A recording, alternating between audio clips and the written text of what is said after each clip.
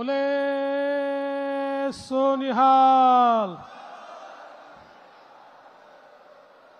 वाहेगुरु जी दा खालसा, वाहेगुरु जी की फतेह। आज इस बहुत ही पवित्र अवसर पर सबसे पहले मैं परम पवित्र साहिब गुरु ग्रंथ साहिब जी के दरबार में मत्था टेक कर अपनी हाजिरी लगाता हूं। और आज जब हम लोग यहाँ पर हमारी तीसरी पातशाही गुरु श्री अमरदास जी के 450वें ज्योति ज्योत दिवस को और चौथी पातशाही गुरु रामदास जी के गुरुता गद्दी दिवस को मना रहे हैं, ऐसे समय मंच पर उपस्थित जिन्होंने हमें मार्गदर्शन किया, ऐसे हमारे सभी के बहुत ही पूजनीय बाबा हरनाम सिंह जी, आदरणीय बाबा घोला सिंह जी, आदरणीय बाबा रंजीत सिंह जी, आदरणीय बाबा जसपाल सिंह जी सिद्धू, श्री चरणदीप हैप्पी जी, सरबजीत सिंह संधू जी, हमारे इस नई मुंबई के विधायक और जिन्होंने नई मुंबई के निर्माण में एक बड़ी भूमिका निभाई, ऐसे गणेश नाइक जी, विधायक प्रशांत ठाकुर जी, संजीव नाइक जी, जिन्होंने लबाना समाज की और सिख समाज के रिश्तों को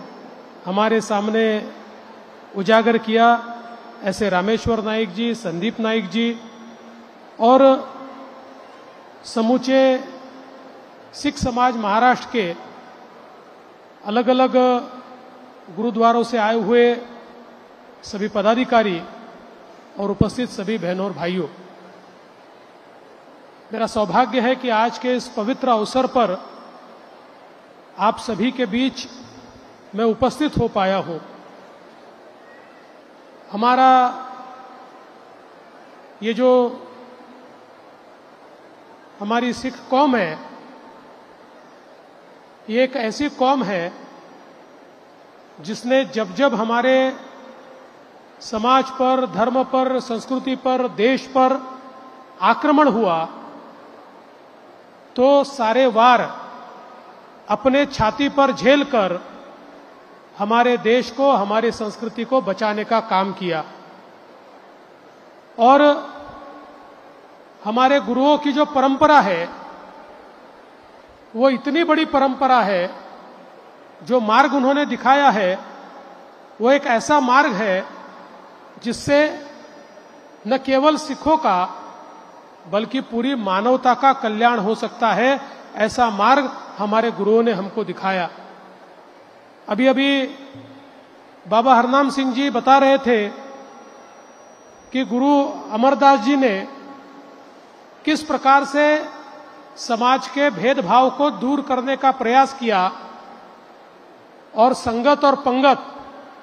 दोनों साथ में होगी। लंगर जब बैठेगा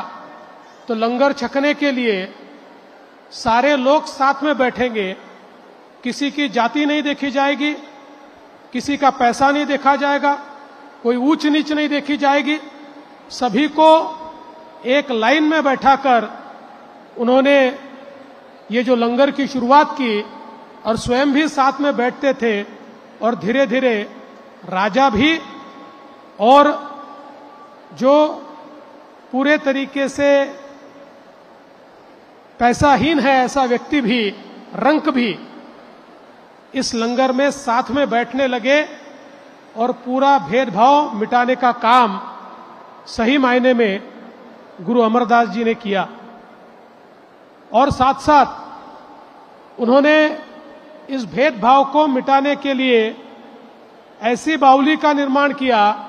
जहां का पानी हर व्यक्ति ले सकता था और इसके माध्यम से एक समता का मंत्र हमारे बीच लाने का प्रयास उन्होंने किया। और जिसका उल्लेख यहां पर हुआ, सती की प्रथा को बंद करने का काम भी उन्होंने किया। तो समाज में जिस प्रकार के सुधारों की आवश्यकता थी उनको करने वाले हमारे गुरुजी गुरु अमरदास जी थे। इसीलिए आज जब उनका 450वां ज्योति ज्योत का कार्यक्रम यहाँ पर हो रहा है तो मुझे ऐसा लगता है कि उनके विचार कितने प्रासंगिक है और इन्हीं विचारों ने आज एक दिशा हमको निश्चित रूप से दिखाई है। ऐसे ही हमारे गुरु रामदास जी हमारी चौथी पातशाही जिनके गुरुता गद्दी का आज 450वां साल हम मना रहे हैं, मुझे ऐसा लगता है कि उन्होंने भी हमें एक ऐसा मार्ग दिखाया कि जिस मार्ग पर चलकर हम सभी लोग आज भी प्रगति की ओर चल रहे हैं। ऐसे हमारे इन गुरुओं को हम लोग इसलिए भी याद करते हैं कि उन्हीं के बलिदान के कारण, उन्हीं के आशीर्वाद के कारण आज हम लोग ये सारा कार्य कर पा रहे हैं। जैसे गुरु रामदास जी ने हमें कार सेवा का एक संदेश दिया और तब से लेकर आज तक लगातार कार सेवा चल रही है।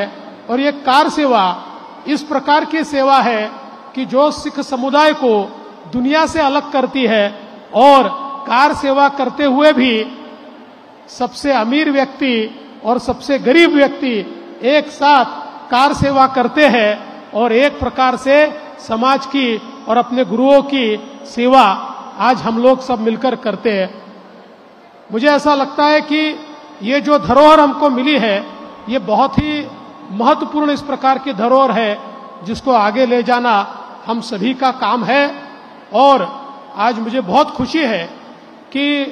पूरे महाराष्ट्र से हमारा सिख समाज आज यहाँ पर एकत्रित आया है। यहाँ पर आने से पहले कुछ समय पहले यहीं पर पास में बाजू में हमारे जो अलग अलग गुरुद्वाराओं से आए हुए वहाँ के अध्यक्ष हैं, इनके साथ भी एक मेरी बैठक हुई। और अभी अभी बाबा हरनाम सिंह जी ने और बाबा भोला सिंह जी ने मुझे समाज की ओर से एक निवेदन भी सौंपा, एक डेलीगेशन भी सौंपा है और जिसमें बहुत ही छोटी छोटी बातें कही गई है। मसलन हमारे सरकार के साथ में समाज का ज्यादा से ज्यादा बातचीत हो, एक संवाद स्थापित हो, इसलिए 11 लोगों की कमेटी बनाई जाए। इस प्रकार की एक बात बाबा जी आपने कही है तो मैं निश्चित रूप से महाराष्ट्र सरकार की ओर से सिख समाज के 11 लोगों की एक कमेटी तैयार करूंगा, जो कमेटी सरकार के साथ सिख समाज के जो हमारे मसले हैं, हमारे गुरुद्वाराओं के जो मसले हैं, इन सारे मसलों पर यह कमेटी हमारा मार्गदर्शन करेगी। और मैं आपको आश्वस्त करना चाहता हूं कि हमारे इन मसलों को हल करने के लिए महाराष्ट्र की सरकार निश्चित रूप से पहल करेगी। हमने ये तय किया है कि जिस प्रकार से आपने यहाँ पर मांग की है हमारे सिख समाज की संस्थाओं के लिए, चाहे वो स्कूल खोलने के लिए हो, कॉलेज के लिए हो या हॉस्पिटल हो, इसमें जो भी आप लोगों को जमीन की मदद लगेगी निश्चित रूप से उसमें सरकार आगे आएगी। और साथ साथ हमारे जो ये सारे गुरुओं के स्थान है इनको जोड़ने का काम रेलवे के माध्यम से, कनेक्टिविटी के माध्यम से करने का प्रयास हम करेंगे, ताकि गुरु सचखंड साहिब में जो हमारे पंजाब से भी लोग आते हैं उनको एक सहूलियत हो और यहाँ से भी जो लोग अमृतसर में जाते हैं, स्वर्ण मंदिर के दर्शन के लिए जाते हैं, उनको भी सहूलियत हो। इस प्रकार की रेलवे की कनेक्टिविटी हो। ये जो मांग आप लोगों ने की है निश्चित रूप से इसको भी पूरा करने का प्रयास हम लोग करेंगे। मैं आज के इस मौके पर इतना ही कहना चाहता हूं कि अगला वर्ष आपने बताया गुरु तेग बहादुर जी की शहीदी का 350वां वर्ष है और मैं आज ही यहाँ पर ये घोषणा करता हूं कि ये 350वां शहीदी दिवस महाराष्ट्र सरकार भी मनाएगी और आपके साथ साथ महाराष्ट्र में और देश में सब जगह इस शहीदी दिवस को मनाकर हमारी सारी पीढ़ियों को हम बताने की कोशिश करेंगे कि हमारे गुरुओं ने बलिदान दिया, इसलिए आज हम लोग ये जिंदगी जी रहे हैं और उस बलिदान को हम सब लोग याद रखें। इस प्रकार का निश्चित रूप से ये विचार, बहुत अच्छा विचार आपने हमारे सामने लाया है। मैं केवल इतना ही कहता हूं कि हम सभी लोग बचपन से हमारे गुरुओं की कहानियां पढ़ पढ़ कर बड़े हुए, उनका शौर्य, उनकी वीरता, इसके पाठ पढ़ पढ़ कर बड़े हुए। मुझे आज भी याद है, बाबा जी मैं छोटा था तो हमने एक नाटक किया था, जिस नाटक में साहेबजादे जोरावर सिंह, साहेबजादे फतेह सिंह, इनकी शहादत का नाटक था। मेरा बड़ा भाई साहेबजादे जोरावर सिंह का रोल कर रहा था और मैं साहेबजादे फतेह सिंह का रोल कर रहा था। और मुझे आज भी याद है कि वो दीवार के बीच चुनवाने का सीन था और बड़े भाई के आंखों में आंसू थे, तो छोटे भाई ने बड़े भाई को कहा कि अरे अपन किसके बेटे हैं, जानते नहीं हो, मरने से डरते हो, आपकी आंखों में आंसू है। तो बड़े भाई ने कहा आंसू इसलिए नहीं है, तू मेरे से छोटा है, लेकिन मेरे से पहले तू शहीद होगा और तेरे बाद मैं शहीद होगा, इसके लिए मेरे आंखों में आंसू है। इस प्रकार का ओज, इस प्रकार का तेज जिन साहबजादों में था, ऐसे लोगों की कहानियां पढ़कर हम भी बड़े हुए हैं। हमारे सिख समाज ने, सिख समुदाय ने इस देश के लिए, हमारे संस्कारों के लिए, हमारे संस्कृति के लिए, हमारे धर्म के लिए जो किया है वो हम सब लोग जानते हैं। इसलिए समाज के लिए कोई भी छोटी से छोटी, बड़ी से बड़ी चीज अगर हमारे हाथ से होगी तो हम अपने आप को धन्य मानेंगे। और आज हमारे रामेश्वर नाइक जी ने भी बहुत महत्वपूर्ण चीजें यहाँ पर कही है। हम सब लोगों को मिलकर हमारी संस्कृति को, हमारे संस्कारों को, हमारे वजूद को आज यहाँ पर टिकाना होगा, उसे मजबूत करना होगा और उसके लिए हम सब लोग मिलकर प्रयास करेंगे। इतना ही आज के मौके पर कहता हूँ। और आपने इस संगत में शिरकत करने का न्योता मुझे दिया, ये पवित्र कार्य आज